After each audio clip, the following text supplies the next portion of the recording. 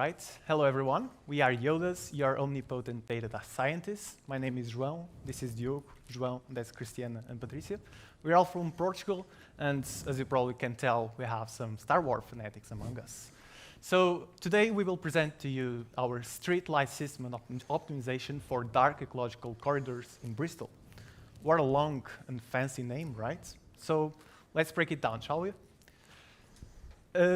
Artificial light at night is a huge problem, and in fact, European land is covered by 88% of it.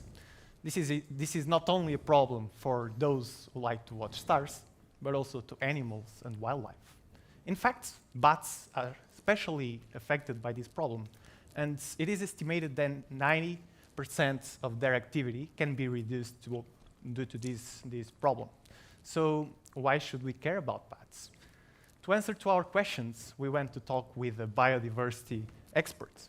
And we got to know that there are two types of bats when it comes to diet.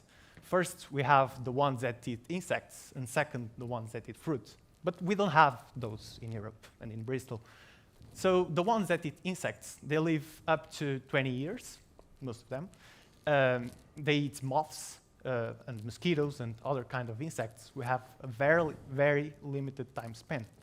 They also hibernate, as you probably already know by now. So they are most active during the summer. They are nocturnal, so they are active during the night and they rest during the day. But why are they important? They're amazing animals, but why are they important?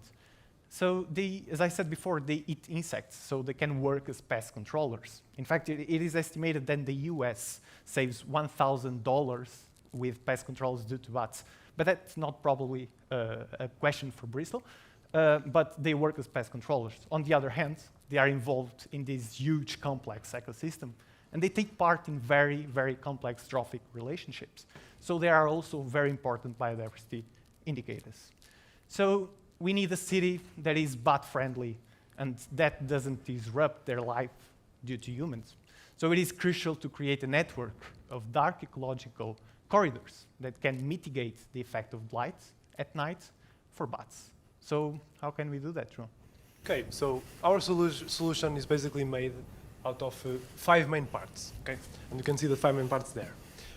But it not only takes into consideration the spatial aspects of the data, but also the temporal variations of a living ecosystem, okay? First, we created an infrastructure for the optimization network. It increases the efficiency, basically. Then we did some spatial profiling. The spatial profiling is important for us to see what is important for humans and for bats, because we want to not decrease too much the comfort of the humans, of course. And then we created 2 scores, 2 different scores, or main scores, one for the humans, one for the bats. And these scores are the ones that take in consideration the time variations of our data. And then, of course, this finally ends with an optimization algorithm that creates the optimal network of dark corridors in the city. In the left of the slide, you can see the current lighting system of Bristol at night. And in the middle, you can see our optimization grid that is used to increase the efficiency or to allow us to do actually the optimization. And then we decide to see, okay, from our historical bat sightings, are there any important points, zones in the city for these animals? And we do some clustering, some unsupervised machine learning algorithms, and you can see that it is clear that we have some very important and concentrated points of sightings throughout the time we have in our data. And we then decide to think, okay, and I want you to think with me about this problem, about our problem. We want to create a grid, a network of dark ecological networks, corridors, and we want them to pass, of course, through important zones for the bats. If the bats like to pass through water, we want them to pass through water. But at the same time, we don't want to give too much discomfort for the humans. It is extremely important to think about the citizens. So with this in mind, we created 2 main scores, the human discomfort score and the animal discomfort score. We used several features, as you can see there, that combined created these 2 important values. At the same time, we looked at our clusters that resulted from our clustering algorithms and decided to think, okay, what are the main important clusters in the city? And for that, we used, for example, the number of preys in the moths, number of bats in that area, in that cluster, but also, for example, the existence of important events such as mating or juvenile bats. And there you can see the resulting two scores, the main two scores, the animal and human discomfort score.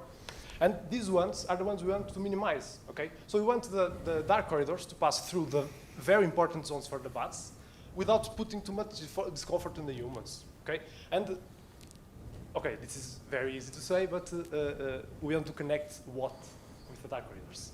And we decided to think, okay, we could just ask an expert in the city and ask, okay, what are the main important zones? And the expert could say manually the zones that we want to connect through dark corridors. However, we decided to use our machine learning algorithm of clustering to define automatically and dynamically these important points, geographical points in the city. So we use them to connect through these corridors. And the way it was optimized, basically, we tried to minimize both discomfort scores, and we choose all the possible paths that connect all points of the clusters, and then choose the minimum number of the maximum number of corridors that minimize the two scores. And this is our first statistical solution. Okay, you can see the different clusters in red and the different corridors that connect them. But you know, this is not ideal. Let's be real. This is not ideal. Okay? Bats and moths are real ecosystems, and you need to take this into consideration. So we looked at what happens throughout the year, and you can see again bats hibernate in the winter. There's almost no sightings there, and they are mostly active in the summer. So not only the geographical distribution of the clusters change throughout the year, but also the importance of the clusters. At the same time, we know that the relationships between the prey and predators in real-life ecosystems are very, very important. And we have to take into consideration the harmony between these two specimens. And for example, as bats increase, as moths increase, there are more food for bats, the population of bats will also increase, but then the population of moths will decrease, and the food source will decrease, and the bats will also decrease, okay? This is basically the harmony between these two populations. And there are these equations, the Lockter-Volterra equations, that can model this, and we use them to fit in our own historical sightings data, and to create a prediction for the next 10 years of the populations of bats and moths in each one of our clusters. And now you can see the real important solution. In the left, you can see the seasonal different dark corridors for each one of the seasons of the year. And in the right, you can see the 10-year evolution of our dark corridors. But this is not the end, right, Diogo? Not at all. I think I already have one. Not at all. In fact, it's not just bats. Light pollution disrupts all kinds of wildlife, right? And can you give me just the pointer? Yeah, exactly. Thank you. And in fact, 28% of vertebrate animals, as well as 64% of invertebrates, are nocturnal animals. And the slightest disruption in the ecosystem can have catastrophic consequences down the line. Therefore, our solution was built to be scalable, easily applied, and adapted to other animals and regions. Now, introducing biodiversity, right? Pronunciation is still discussable, but we want to make cities and wildlife symbiotic. Biodiversity is basically a light central management system that creates the optimal dark corridors for more bio-friendly cities. Basically, the Bristol City Council can just upload the features that they find that are more important, and the system will automatically calculate the scores and build the dark corridors for those features and for those animals. The product is efficient like a bee and adaptable to your needs like a chameleon. On the one hand, on this side, it's ready right now as a Python package, ready to use. You can access in our QR code afterwards. It is crafted to include seasonality, and it's adaptable on the go for the natural ecosystem changes, as well as the predator and prey dynamics. On the other hand, it's also adaptable to new cities, to new features, to any new thing that the decision makers or specialists want to have. It's usable and flexible for those preferences. Ultimately, if the Bristol City Council wants to use this today and download our Python package, we can expect that in 1 year, a biological benefit that increases the bat activity by 10%. But the benefits are not only biological, they are also financial, as the city can save up to 25,000 pounds in electricity, as well as environmental. And we can prevent the emission of up to 185 tons of CO2 from not having to produce that electricity. And now imagine what we could do with all the species, all the cities in the world. The impact is enormous, and the power to make cities and animals symbiotic is on our hands. This is our product and our presentation. Thank you so much, and we're open for questions.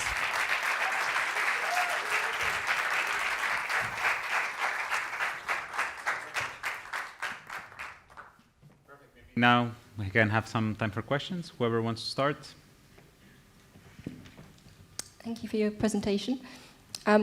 You talked at the beginning about the difference in the bat species. Did this focus just on those species that particularly require the dark corridors, or did it use all of the bat data? So yeah, we looked to all the species of bats in Bristol, and our solution is targeted to the ones that require the dark ecological corridors. So we want to make it better for bats who need to be away from light, because in fact the impact of light is quite discussable, because as you know, moths are attracted by light and bats eat moths, so it can become some sort of paradox to like make bats be away from lights but at the same time away from their food. So we decided to consider bats that are attracted or that have a negative impact from light. Thank you. We also have limitations in the dataset itself. The number of species, we didn't have enough data to consider a species individually.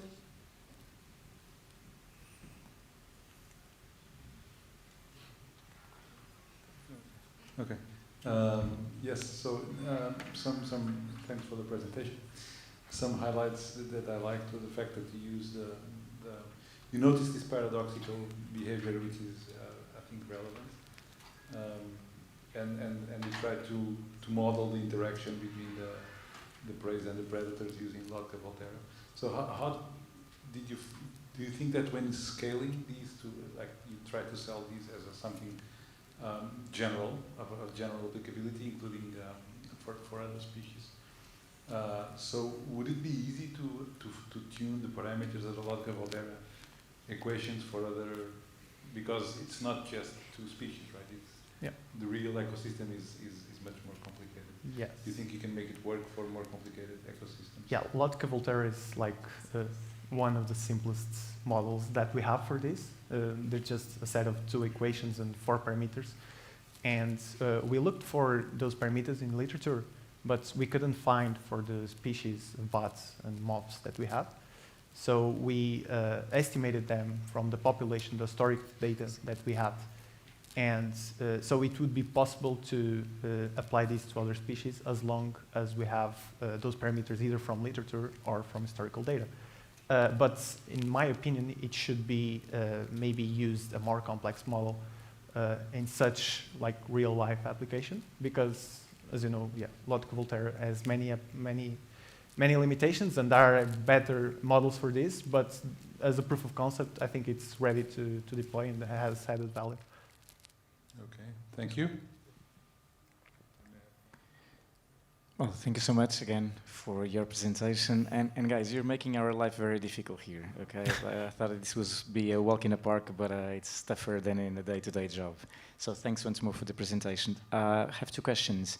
The first one, you show in the end the metrics that put the savings in CO2, in electricity, and increasing the activity of bats. What is the downside on criminality, and what kind of regulation, lighting kind of that has to be there that is going to be affected? Do you consider that in your cost function, or do you consider that in what will be affecting your solution? Yes, perfect question. We tried to consider that and to build estimates towards that, and we would do that using the scores that we created for human comfort and estimate, okay, how much discomfort we are causing to humans. However, we thought that the most important right now is to see how relevant it is for the actual purpose that it is built. And the other point why we did not show those calculations, we did not finish those, is that those were all based on our previously empirical built scores. And the estimations to be more accurately would have to be with correlations between, okay, light goes down, criminality rises, and it was actually a very good point because on our semi-finals we were dealing potentially with the crime data scores to relate these two challenges in that sense and connect them to see that impact on human life. Thank you so much. Good answer. My last question is, well, the same that I had been asking. So imagine that you pitch selling me this solution, okay? And this is not a one-shot deployment because you need to maintain it, you need to evolve it. So give me in 1 minute the plan that you have for selling me this solution and make it working. Okay, so right now our solution, it is basically defined as a Python package that can be used by the more technical people, but at the same time we built a user interface for anyone that doesn't need to see the code. Right now, the user interface is a local application, easy to install, very easy to use. However, the next step would be, of course, to put in online, in a cloud, and use it in a very easy to use and very real-time application. So yeah, we think that the more important thing about our application, it's not just adapting the importance of each one of the features that create the scores and change the importance of the different clusters and the dark corridors. We have the ability to let the decision makers to choose what is important at the first step. Okay, so it's not just choosing the importance, but what we want to consider at all. So imagine we didn't use crime, but there's just the initial screen of our application. We can just add a new feature that is crime, and it generates everything from there, and it can be adapted with a different importance and generated, and we can see the whole process from the beginning to the end. Good, thank you so much. Hi, really, congratulations for the very lively presentation. It was like kind of startup pitch, so really, really great. And thus maybe I will have a kind of startup question. So what you are presented is really like a kind of product, and I think maybe we have the same impression. And I was wondering, so how scalable is your project? Like, if I'm the city of Paris, the city of Lisbon, or the city of Madrid, and I want to use it, could I use it like this as a software, or do you need to tune it? Yeah, I can answer that. Yeah, if we have the data, we can apply this to any city in the world. Just give us the data and we'll do our magic. Another thing that it's important, and this is completely true, it's easy to adapt, and we just have to upload the grid, upload the city map, the different features, the different sightings, and it runs from every city. But one thing that I think it is important is to make sure the privacy of the data, because we know that this is, we are talking about living animals, and we don't want to share everything about their location. So one thing that to scale this to the entire world is to ensure that the privacy of the data is there. And if I may, for this to have an actual meaning in real life, we have to better curate the data and the species that we are actually using. Because we are considering bats and moths, but moths have metamorphoses, and they have different foods in their life stages, and bats also have predators. Maybe their predators are not very significant in cities, but as you can see, the ecosystem just gets bigger and bigger. So if we wanted to have an actual meaning, we would have to model this with more variables. On the other hand, it's not just one species of moths. Here we consider Noctua pronuba, which is a species of large moths. They have approximately 6 centimeters wide, and our bats are like 7 centimeters. So maybe this is not the target. Maybe I'm not going to eat a lion, which is almost like me. So this should be considered, and the kind of species should be modeled to what we want to do, and so that we can have actual impact. Yeah, and ecosystems are highly dynamic, and maybe increasing the bat activity may have an undesired effect. So this should be validated with a biologist. Actually, what you said echoes another question I had in mind. It's a bit more business oriented, but I think you have this in your DNA. Like, what would be the business application, possible business model around such a solution? Like, it would be interesting to hear your thoughts about this. Yeah, so great question again. I think the main product itself, it's the biodiversity, so the light system, the light management system itself. And the main clients would be the city councils anywhere, or even more broader clients. So we're talking about even governments as a whole, to manage countries as a whole. Because as we've seen in previous presentations, bite sightings are not just in Bristol, for example. They were sighted outside Bristol, in the vicinity, and that information needs to be included as well to make sure that there's a corridor that can connect bats, not just inside the city, one city, but along the vicinities as well.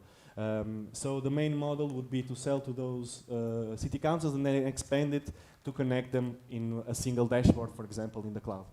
And if you decide to launch your startup, maybe actually private sectors could be interested, because I know for sure that, for example, real estate companies are quite interested by this data because of incoming regulation, European regulation. They have to know, the impact of their construction, of their buildings, and they could be potentially interested by such a project. That's a good point. Thank you. Actually, about real estate, old buildings are good roosts for bots, so that's a huge factor as well. We couldn't find good data for that, but it's a very nice factor for it. Just a quick question in the same vein as the previous question.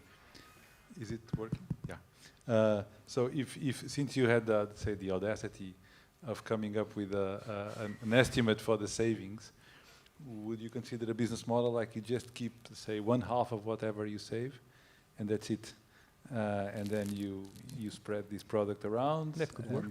That could work. We were talking about when we were saying maybe our price should be 6,000 euros. Because it's the price of the challenge, but that's a perfect business model. Of course, you would have to have some thresholds on the because it's not just about money, right? Yeah. You have to guarantee some comfort for people and some performance on the bad side. Yeah, we have to meet the goals. You meet the goals, and then whatever you can save, it's yours. Exactly. Whatever, let's say 1/2. And there's an immeasurable impact of this, because we can't measure how well we treat nature sometimes. Yeah. How well we protect them, how well we respond to their needs. Okay, thank you. Thank you. Yeah, so just to follow up on what you said then, you had in there in terms of impact a 10% increase in bat activity. How did you work that out from the data sets? Good question. We saw a paper that had all the information on the studies done for the impact that street light. There were two studies: the street light being on or off in the bat activity for different species, and then the dimming the light. We were not working with dimming activities. We decided to work only with on and off because it made it easier and faster for our process. But the study found out it divided into different species: the clutter species and the other type of species that I'm not recalling. Aerial species, exactly. And actually, the clutter species, examples of clutter species are the horseshoe bats that we talked about. They have a negative correlation of upwards of a factor of 4. So if you turn a light on in their area, their activity reduces by 4. So that's how we got our estimates. But on the other hand, as my friends talked about, the aerial species seem to have a positive correlation. And we did not account for that, but that's still a problem, and something that, as we said, in terms of species data, is very important for us to distinguish between these two types of bats. Thank you. Okay, and as per usual, I have a question from Gitty. So first, compliment on your bats understanding and ending indigenous trees, owls, and seasonality. Good job. But then the question is, how did you cluster the bat sighting? How did you cluster the bite sightings that you talked about in the beginning of the presentation? We just did a geographical clustering using K-means and supervised learning. Mm-hmm. Perfect. Maybe just in 30 seconds, what is unsupervised learning? Since Gitty is not a data scientist, just 30 seconds of that. It's how you will. Okay, there's three main ways actually of machine learning, but let's talk about the two main important: supervised learning and unsupervised learning. The supervised learning, we have the labels, so we have the ground truth meaning of the data that we have, and the unsupervised, we don't have the labels, so we have to understand how the data is divided. So yeah, unsupervised learning is the way to understand the world of the data without knowing the actual meaning of it. Okay, perfect. And then we still have 1 minute. So the other teams seem to struggle with the bad data, but you seem to get much more information out of it. How? We just made some assumptions. But and we had we were worried about this because we're not experts on the domain. So we went to talk to this biodiversity experts that gave us these huge insights, either about the diet of the bats, where they look for roosts, old trees, the type of trees they look for, like oaks and ashes. We took that into consideration, and also underground tunnels, like houses with green spaces. And for instance, this expert was very focused on moths. As you know, moths evolve from larvae, and the most significant part of their life is indeed larvae. So we looked for rivers because larvae spend their lives in rivers. So maybe bats will indeed look for rivers, which we verified with the data. And just to finish about this, a big thank you to João Nunes, that is the expert in moths. Okay, you can search João Nunes in ResearchGate. He's very good in this area, one of the main guys in Europe about moths. So yeah, thank you very much. A big round of applause. Thank you.